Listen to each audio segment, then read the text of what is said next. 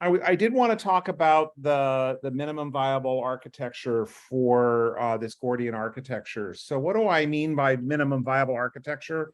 There's a long tradition on the internet of companies that build something that is the minimal product that customers can buy and use, and that gives you an insight as to the viability of the product and your strategy. But there is a problem with it, which is a lot of times it comes with a huge amount of technical debt that the market kind of tells you, oh, but you should be going in this other direction, or it's a different use. I mean, Bitmark kind of was doing NFTs 5 years ago, and it took a while for the market to come around to say, that actually might be useful. What we want to do is create architectures that have some flexibility for the obvious choices without totally locking us into a pure minimal project. So again, it focuses on the larger strategy, the ecosystem viability, and the ability to expand. But you do want to constrain it so you can actually ship it out the door.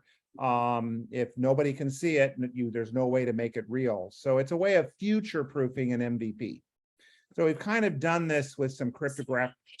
We've kind of done this with some cryptographic choices for the MVA for Gordian. One of the things that we're doing is we're trying to combine carefully chosen cryptographic things in groups, which is very similar to cipher suites in TLS. If you know my work in there, that's a lot of the reason why we did it there. It's not a kitchen sink where you can arbitrarily choose this hash algorithm and this signature, etc., because there are foot guns there that can challenge you. Initially, we're going to use these choices for our test code for an envelope CLI app in Swift that just allows us to play around in the territory. It's not intended for shipping, and the architecture may change, but more importantly, allows us to go to ROS, Radically Open Security, or other reviewers to review the architecture to make sure we didn't do any foot guns. I mean, there's a couple of places where we're doing some stuff that it's like there might be something there that we weren't careful enough about. So what are those? The high-level categories? There's the data size, which hash. There's the symmetric cipher, the curve, the signing, the sharding. What is the techniques that we're going to use for non-correlation, disclosure, and then some data architecture stuff. So each of these can have different choices. In data size, we've specifically chosen for this suite. They really want to focus on 256-bit because we want the input and output values to be indistinguishable. So we want hashes, public keys, other values to really look not really be easily distinguished from each other. And the reason why is it allows us to have non-correlation techniques that are easier to do. So you'll see that in CID and some of the other stuff Wolf will be talking about a little bit. 256-bit matches Bitcoin security. There are some cons when in this particular set. There are some things that aren't 256-bit right now. The nonce for the cha-cha, which we'll talk about in a minute. And then the Schnorr SIG itself is twice the size. So, when you see a Schnorr SIG, it still may look like randomness, but it's twice the size of a public key. We have decided to go with Blake 3, although this is, more of a little bit more radical. There are a number of different types of outputs with Blake 3. We've chosen the 256 version. And part of the reason why we've chosen it is that it allows for streaming and incremental updates. And what do I mean by that is that you can have a very large thing like a movie NFT. And you just change scene 3. It is, in theory, possible for you to just change scene 3 and still and not have to rehash the entire movie. You can verify in a stream of data that that stream of data came from the master hash, essentially, because if you know where you are in the stream of data and you know where you are, you can basically compute basically like a Merkle tree. So, per frame, basically.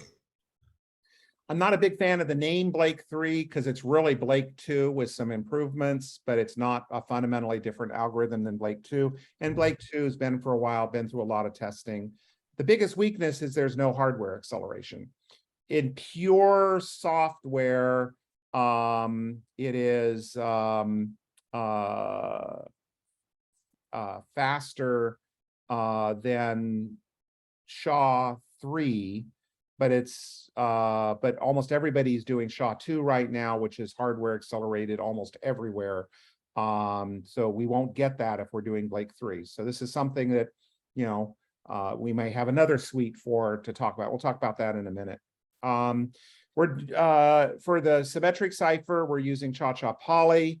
It's an IETF standard. It overcomes some AES weaknesses. Again, it's faster and softer with AES, but there's no hardware acceleration for it. And it's probably too strong. Like it's overkill. An 8 or 12 rather than a 20 would probably be fine. It also does streaming. It also does some other stuff. There's a variant of it called X Cha-Cha-Poly, which is attractive because it's like Blake hash, has some advantages in streaming and the nonce size and things of that nature. But since this is one of the critical cryptography things we wanted to choose something that was really modern, robust, an IETF standard, and worked. But I do believe, Simon, can you recap? You said it was like how long to do it with the library you found? I don't remember. I'll have to look it up. Sorry. But I think the idea was that if it wasn't overused, that it was, if it was mainly used for restoring keys and these other different types of things, it wasn't being used all the time, that if it took 1-2 seconds even, and I don't know if it took that long. And on the these are not, none of these are, just to be clear, none of these are a problem on the MCU. And Ken, I don't know what MCU you have, but I assume it's some sort of an M4 or similar. It's STM32H7 is the current one. It's the big boy of the STM one. Yeah. 480 megahertz. Yeah. So like none of these things are really a problem on the MCU. Well, Blake 3, I haven't really. Blake 2 is certainly okay. I haven't looked at Blake 3, but sounds like it's similar enough. And Cha-Cha and Poly and Poly 1305 are not a problem on modern MCUs. It's only when you get to executing these on the SE directly that you run into problems, because that's where you need the hardware support. On the MCU, you can just do it in just optimize C code for that specific architecture. So I ran this proposal through one of my cryptographer friends. Now he specializes in symmetric ciphers. That's most of his cryptographic work is in that area. And he was saying, he much more trusts AES and because it's well known, and he's got, concerns. But, he was sort of saying, why aren't you using AES XTS, which is the block cipher used by Apple's file vault? The problem that I found is there is no standard for it. Yes, it is used by Apple's file vault. Yes, it is relatively well understood, but there isn't a true IETF standard for it. There is, so I don't know, but it is fast. I mean, it's very fast. But it's also a block cipher, which means that some interesting challenges when with block ciphers. But it is tweakable, which is a pro. I don't know. It's a pretty hard toss up. Since we're wanting to use CBOR and we're wanting to register a bunch of tags, I felt it was safer to go with Cha-Cha-Poly first. Obviously, we're doing SecP. The alternatives of Curve 25519 is just not multi-sig safe. and there's some other inconsistencies. I was just watching a video of real world crypto that was basically saying, hey, the IETF spec for 25519 has a bunch of inconsistencies and different people implement it slightly different ways. And, we really ought to go back and firm this stuff up. I just don't want to deal with that. The con, of course, is it's not IETF or NIST, and it's not in any chips yet. Hopefully it will be soon. Yeah, the other kind of comment on the K1 curve maybe is that it's, and maybe this is just purely a perception thing, but it is very Bitcoin centric, right? Because that's kind of that's the perception of like, this is the thing that Bitcoin uses, and then other things use, either NIST curves or 25519 if they don't want to use NIST curves. Although I will say it's been interesting, Deidre Deidre Connolly is a modern cryptographer involved in Signal and a bunch of other different types of things, both as a cryptographic engineer and other stuff. And in a recent podcast, she was basically going, well, maybe we need to revisit because of the low cofactor in SecP, because there's a lot of work to make Ristretto work. Obviously, she's putting a lot of effort into Ristretto, which is fixing the 25519 problems and things of that nature. But she was basically giving a little bit more credit to K1 recently, and I would consider her one of those people that that were in that category you just mentioned. On the other hand, she's not a regulator, she's not a government buyer or any of those kinds of things, who will all say it's Bitcoin, don't use it. Also, just one comment on XTC mode from the previous page. XTC is like, it explicitly states that it's not suitable for data in transit. It's designed for block storage, correct, like on a storage device for long-term block storage. So it's, if you want something that's kind of versatile enough to use in both use cases, whether it's for storage or for like request transmission, things like that, then it's probably not the right. Yeah, there are definitely issues, and there are other AES ones. Had a bit of a discussion about that. I mean, John's comment was these are very distributed operations. The function calls are may not be replied to for a day. So in some ways they are kind of like storage. So Yeah, that was an interesting observation. Yeah, okay. Obviously, we're doing a little bit more of we're not doing with this initial one, ECDSA. That's the easy alternative. Maybe I'm wrong, but I just feel like we really want to, at least with this, move to the next level.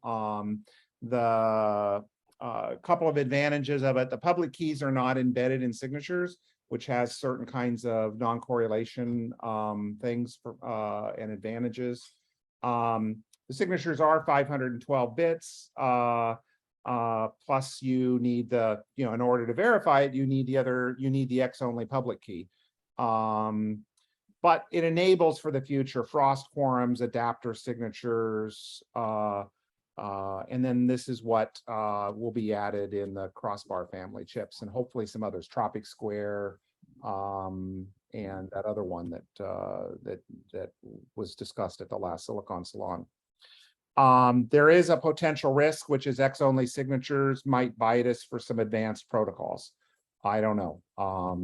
We'll find out. The advantage of X-only signatures is they're always 256 bits, and that's great for. But we'll see.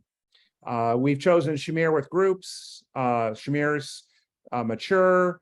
SSKR adds to Shamir the ability to do groups. That gives us scenarios that increase resilience against collusion. I think that's the main advantage.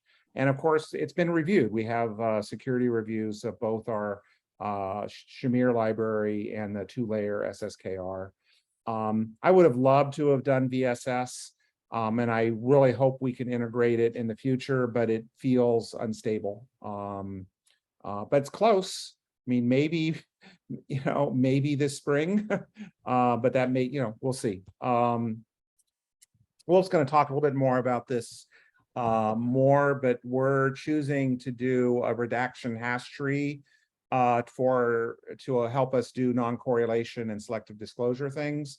Data can be redacted with the hash tree, and we're using Blake 3. But one of the things I really like about it is compared to sort of the ZKP approaches is that holders can redact information. So what do I mean by this for some of the people that don't know the language? Certificates and signers and whatever of these different types of attributes are issued by the party who's making that attestation. So you, as the subject of it, may receive something that has all these different things that are signed.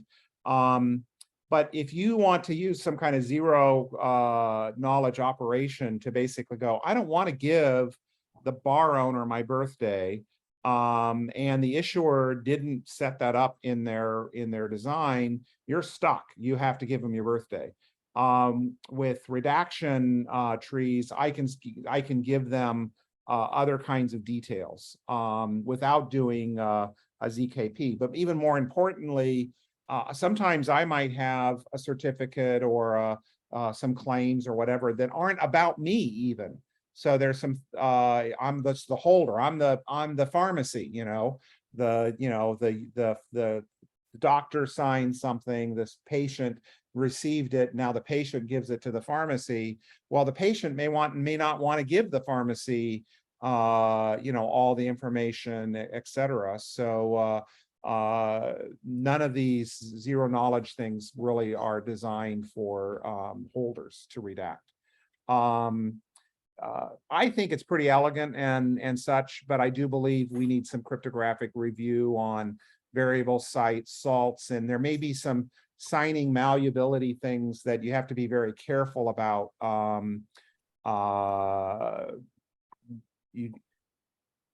As a software engineer, you just can't say when a signature checks, is that enough? No, you have to know, you have to be able to dig in a little bit to basically go, yeah, it checks for what I care about at this moment, but because there may be things in there that are redacted that are valid in the signature but are not correct. And then there's some malleable things where we want to make sure nobody else can fake something. So we'll deal with that.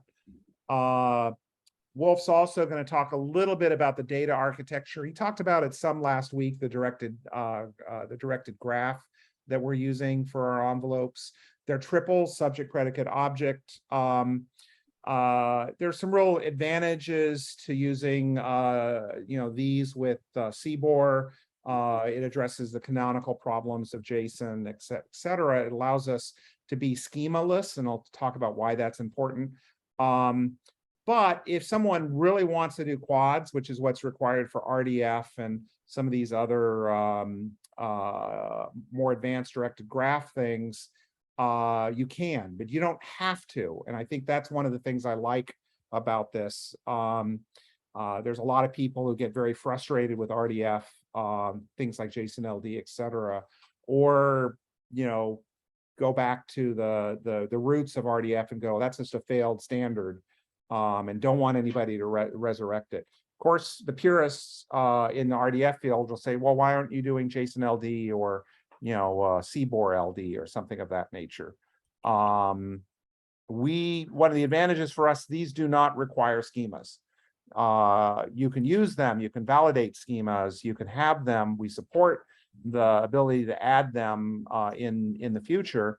It's designed to support them, but it doesn't require them, which is very different than JSON LD, where you have to have the schema. So obviously there are other possible suites.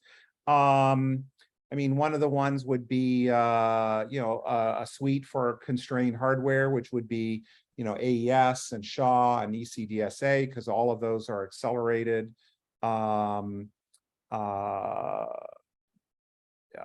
We could go with a ZK optimized set. use Siminian, I don't even know how it's pronounced, Siminian for the cipher, Poseidon hash, BLS12 or Halo curves, pairing signatures, BBS redaction. These are all things that you can do cool, modern, zero knowledge Starks and Snarks and other different types of privacy enhancing type of things. But they're all way, way ahead of the curve and evolving. I mean, 2 years ago, it was Jub was going to be the curve that everybody was going to be using for this type of stuff. And pretty much everybody in that community has moved to Halo. So who knows, maybe in 2 years, they'll move to whatever the next one is. But the point is they can be suites where there's a group of things that are all together that, meet a particular need. So any thoughts, concerns about our MVA choices before Wolf starts working on a prototype? Ken, in particular, any thoughts from your end? Well, nothing jumped out at me as being any sort of an issue. I think we have a processor that's fast enough to handle all those. So. Cool. Okay. Well, that was definitely part of the design. We wanted it to work on that class.